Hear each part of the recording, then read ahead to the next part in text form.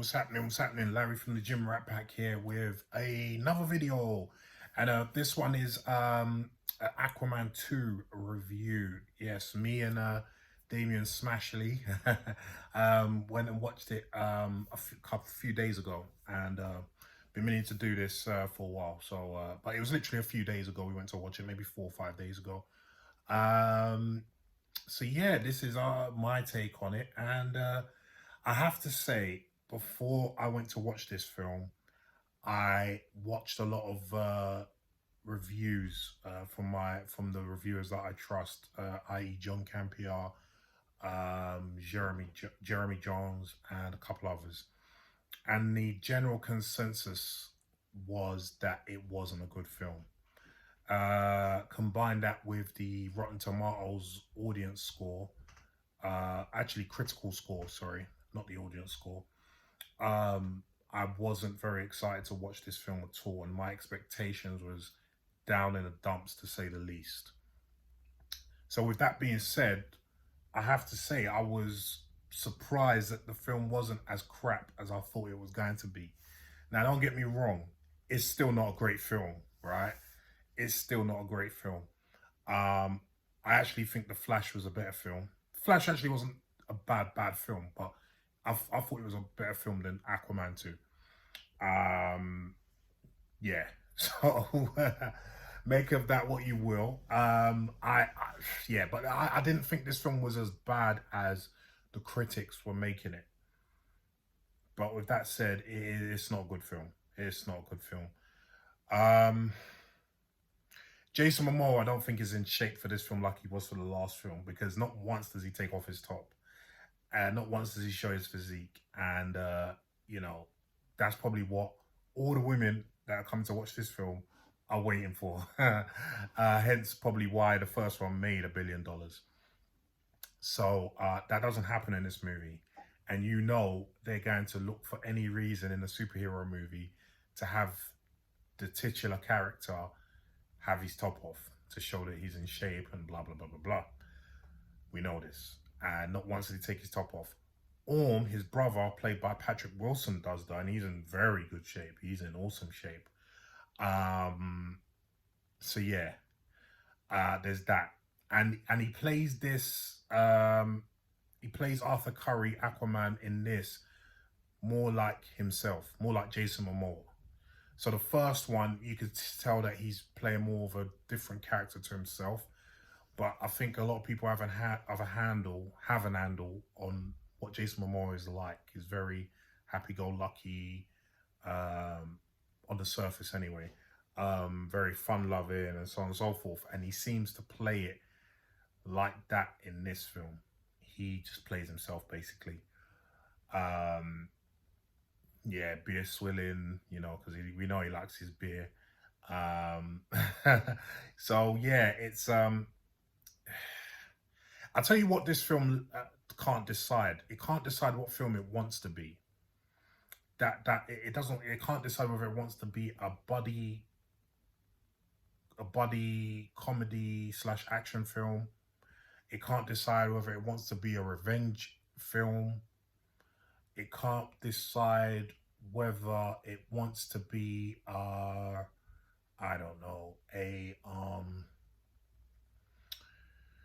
a clash of two worlds sort of film. It's just all over the place. It's all over the place. I don't want to give too much away because some of you still might want to go and watch it, and I don't want to do a spoiler. I don't want to do a spoiler review. Although some things are spoiled in the trailers. But it can't. There's two things not going really well for this film. One is what I just said, that it can't decide what kind of film it wants to be, and the second is that it's very predictable. It is very predictable what happens in this film. Even if you're not a comic book movie connoisseur, you could pretty much call what's going to happen in this film. Yeah. So yeah, it doesn't have that going for it as well. And obviously with the state of certain comic book films now and what's happening with the genre, that's not a good look. That's not a good look. Amber Heard is in this film. She's actually not in this. Okay, so before I came in to watch this film, I obviously I heard that they cut her part in it, and the fact that she appears in one frame of the trailer spoke to me that maybe she's not in this film hardly at all.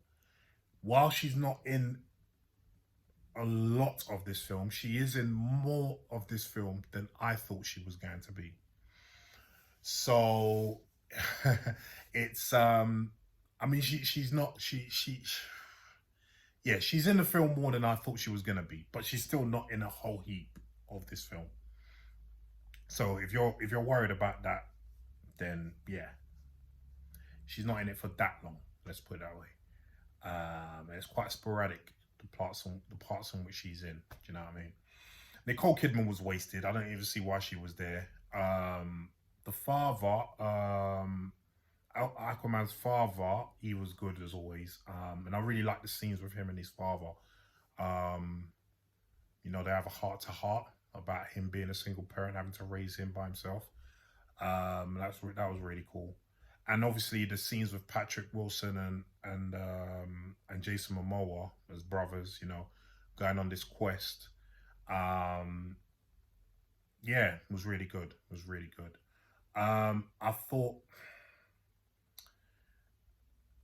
part of the reason why I thought that, you know, it can't decide whether it wants to be a revenge film is that obviously Black Manta, who's in the first film, he comes to get revenge on Aquaman, and he manages to find a trident that can give him powers, but the magic working through that trident has its own agenda, and that's the agenda that played out, not Black Manta's agenda.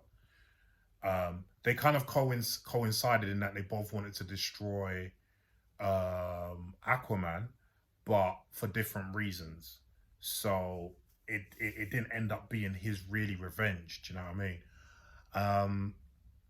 Yeah. So it's very disjointed. You could tell that there has been a lot of reshoots in this film as well, because a lot of the dialogue just didn't fit. It felt like they just when they wanted to do reshoots, they called everyone, and they were like, "Oh, we don't have a script. Oh, here's some cue cards," you know, just, you know, kind of thing. Yeah, because there was rumors of test shoots, not test screenings, sorry, not going well. I don't know if that's true, but it is very possible. Hence the reshoots, and they were quite extensive apparently. Adding to the cost of the film, because I think this film cost between 200 and 250, if I'm not mistaken. It's definitely not making its money back, that's for sure. I think we've heard that it's not doing great in the cinema as it is, and I'm not surprised. I was trying to think. Like I said, Nicole Kidman was wasted. It was nice to see Dolph Lundgren in there again. Well, we love a bit of Dolph. But yeah, very predictable film. There was some nice moments in the film. It wasn't a total disaster. You know, John Campea had fun with the film, and I could see why. I could see bits that he could have fun with the film, and generally speaking, I thought it was okay. I thought it was okay. I wouldn't watch it again though. That's the thing. And you guys know I love my comic book films, and I'm usually in the cinema 2, 3, 4 times if it's good. But lately with this film, Captain Marvel, a couple others, nah, that wasn't the case. Yeah, it's I think that's about it. It's obviously the last film in the DCEU, so there's no longer any DCEU. Although when they made this film, they didn't know that it was going to be the end of the DCEU, so I wouldn't say it rounded it off nicely, because they didn't know it was going to be that kind of film. And therefore, the post-credit scene didn't really add anything, to be honest, or it didn't add any closure whatsoever. So don't be surprised with that. You can literally leave that scene if you want. Yeah. So with that being said, I would give this film a 5.5 out of 10. Yeah. I don't know how that makes you guys feel, whether you want to go and watch it or not. Yeah, I had a better time with this film. No, no. I was gonna say I had a better time with this film than the Marvels, but I have to say it was pretty much on par. Yeah, it was pretty much on par. It was pretty much on par. There were times when I did think that this film was better than the Marvels, but I would say overall it's probably on par. It was probably on par. If I see both films again, which I doubt is going to happen, I might think differently. I might think this film might have a little bit of an edge, but they're both not great films anyway, so it really doesn't matter. But yeah, it's good to take to the kids. It's good to take the kids to this film. Give you 2 hours to kill with them not you know jumping down your throat, and keep them quiet for 2 hours in it. It's that sort of film. Like kids will appreciate it, but yeah, it's meh. 5.5. That's why I'll give it out of 10. So yeah, that's Aquaman 2. Obviously we've heard the rumors about Jason Momoa staying with the DCU under Peter Safran and James Gunn, possibly being Lobo, which I think will be a very good move. I think he'd make a great Lobo. But yeah, we'll see. And yeah, in the meantime, guys, let me know what you think of this review and let me know what you think of the film if you've watched it, what you'd rate. And yeah, leave your comments down below, please.